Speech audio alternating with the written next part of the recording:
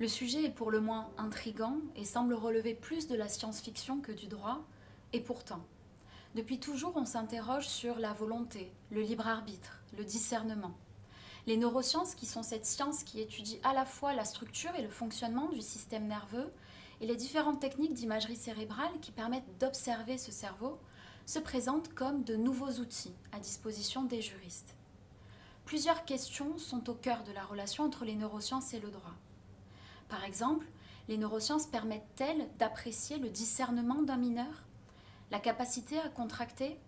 Nos comportements sont-ils dictés par de simples connexions neuronales et quel est l'impact de toutes ces recherches neuroscientifiques sur des concepts tels que la responsabilité? Ces questions sont au cœur du neurodroit. Le neurodroit est un champ de recherche qui est d'abord apparu aux États-Unis, puis en France à la fin des années 2000, au moment de la révision des lois de bioéthique. Le point de départ de la thèse est la création de l'article 16-14 du Code civil par la loi de bioéthique du 7 juillet 2011, et cet article autorise pour la première fois le recours aux différentes techniques d'imagerie cérébrale à l'occasion d'expertises judiciaires à condition de recueillir le consentement de l'intéressé.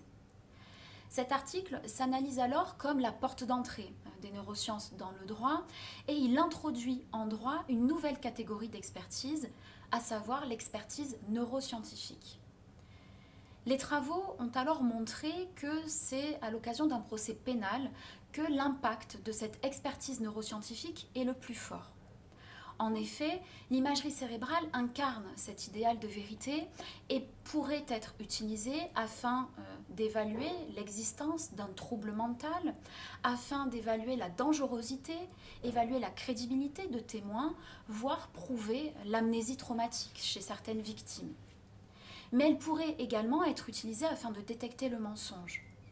Or, les dangers d'une telle utilisation reposent à l'évidence sur une atteinte portée aux droits et libertés fondamentaux ainsi qu'une atteinte aux droits de la défense. Pour autant, cette remarque ne s'oppose pas à l'utilité des neurosciences pour le droit. La thèse aura permis de démontrer comment les neurosciences peuvent être utiles au droit et comment elles peuvent être utilisées par le droit. En conclusion de thèse, plusieurs propositions ont pu être formulées afin de mieux encadrer cette expertise neuroscientifique, comme par exemple l'interdiction d'utiliser l'imagerie cérébrale comme détecteur de mensonges.